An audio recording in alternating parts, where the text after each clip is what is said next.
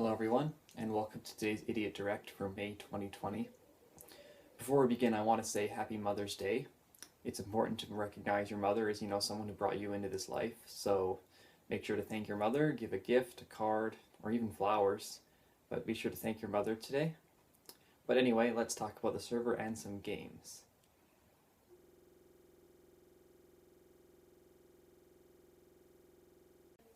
Okay, so before we start actually talking about the server, I do want to mention one quick thing. So last year at IdiotCon 2019, I said that I was continuing support for the server until the end of 2020, or this day. But today, I'm going to officially announce that I am extending this another 8 months to the end of August 2021. So that means I am extending my commitment to the server and keeping everything updated until at least this date. So there's going to be at least another 2 summers left of Minecraft Java from me. So the Idiot Games and me not going anywhere. So you can expect things to happen on the server until the end of August 2021, at least.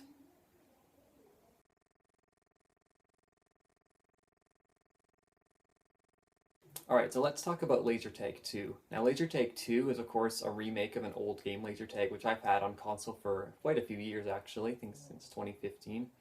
But it's quite an old game, but anyway. Lasertag 2 is now here, and I'm going to be adding some new features to it that take advantage of the command blocks that I now have with Lasertag. Including, I'm going to be adding a kill streak message soon, so like when you kill like 3 or 4 people in a row, it will actually give a little title acknowledging that. And I think that feels really good when you get those kill streak messages. I'm not adding any sort of abilities or anything, it's just going to be all for display.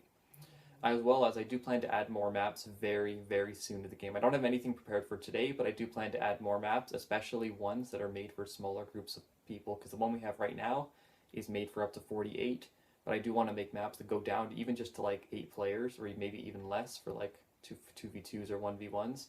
So I do want to make that happen very soon, so expect more Lasertag content within the month of May and June.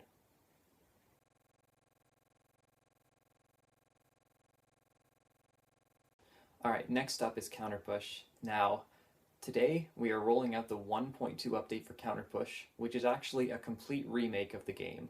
Now, I decided against calling it Counterpush 2.0 because I didn't feel like I didn't feel like I changed anything really. All the kits and all the maps are still there, all the modes are the same. There's actually a few changes to Double Push, but you can read those on the patch notes. But most of the game modes are the same. But the thing is, this is going to be it's in a new world as well, and here's how it's going to work.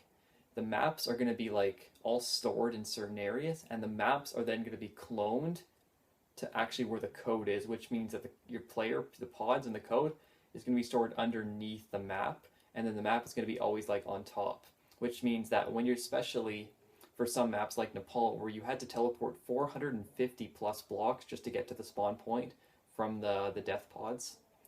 But that is now changed, so now you will spawn in the pods below the map, and then you will be sent to the map directly, so you'll already have those chunks loaded. So not only is this an optimization for the server itself, this is also an optimization for your client. Especially if you ever watch my stream or even had this yourself, you'll know that playing Nepal for me is not the best experience when I have to wait a few seconds to load in when I switch kits or die. So it's not the best experience, but now that has changed, so this is not only improvement for the server, but also for you as well. Especially if people with slow computers will have a much better time playing Counterpush now. Anyway, this 1.2 update, I'm not adding any new kit, but I am adding 3 new maps, so let's check them out right now.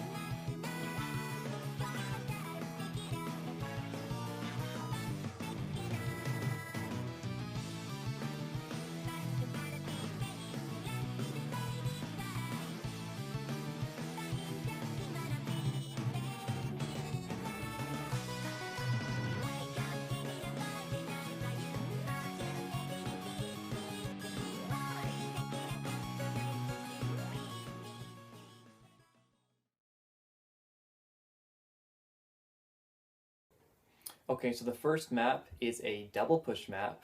It's about an underground train station, and you roll through it. You actually go from a train, spawn in a train, and then you push it through the train station, even through another train in the middle, and then eventually you push it up to the surface of the overground out of the subway station.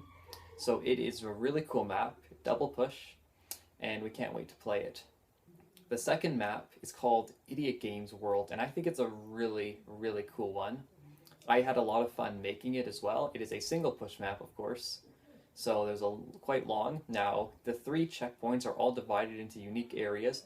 The first area, point A, is dedicated to my old games like on console before I started playing Minecraft Java. So my old mini games like laser tag, the original tunnel block even another one called Isaac Cards, or IK, which is like a racing game I used to hold a lot. Anyway, the middle section is dedicated all to things that have been made by others. So there was, of course, Sneak and Seek, Mishanter, Hyperdrive, Castle Defenders, and Hacknode 2. Everything is in there. So I think those are really cool games that have been made by others. I did limit it to 1 game per person just to keep it fair. So, but I think it's a really cool zone. And for the last zone, it's a big combination of Project C and Tunnel Block 2, because those are the 2 main competitive games on the server coming soon. Okay, I know you're going to say I forgot Counterpush, but I decided against including a Counterpush cameo in Counterpush. That didn't seem right to me. So that's why there's no Counterpush cameo in that last section, in case anyone was wondering. So there's just Project C and Tunnel Block 2 cameos in the last section of the map, and I think it's a really cool area. But anyway, that's for the second map. Alright, and for the last map, it's called Nunala Islands. So on these islands, there's 3 of them, of course, for all 3 circle push maps. The first one is called Camp, or Nunala Camp. So anyway, at that one, it's a nice little campground. You got a gazebo, a shop, everything you could possibly want on a campsite. So it's a really cool map that's like a camp on an island, as well as a nice temple to go along with it. The second point is called Nunala Hotel. So at this hotel, it's got a nice pool, which of course is the main course of action. And you got to be careful because that water on that pool will actually kill you, as well as the water on the outside in the ocean. So you really don't want to fall into any water in Counterpush at all, or you will die. So you got to be really careful about that. But it's a nice outdoor pool at a hotel. And the last map is actually an interesting one. It's from Splatoon 2, and it's called Skipper Pavilion. Now on this map, the point is actually right next to the edge. You got to be really careful about where you stand on this map, or you will get knocked off pretty easily. But anyway, on this map, I did make some changes from the original game. Like there's a couple ramps I added, or the complete back area is completely different. So I did change a few things about it to suit it a little bit more for Counterpush. But in general, it is Skipper Pavilion from Splatoon 2. But that's Nunala Island, so it's going to be a really cool map to add. So we now have 3 maps of each kind, with 3 of Circle Push, 3 of Double Push, 3 of Seesaw, and of course 3 of Single Push. Which means that from now on, all competitive games will now use a map pick system for esports matches.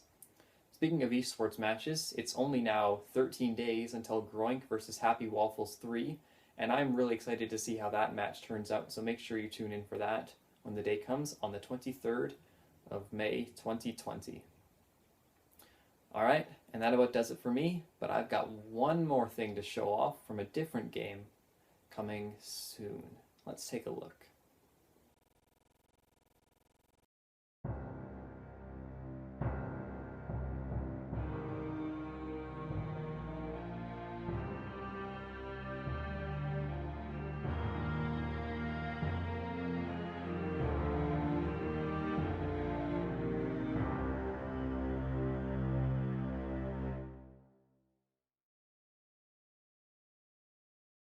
Alright, so thank you for watching, and we're going to start Minecraft Sunday very soon, so I'll see you guys then. Bye!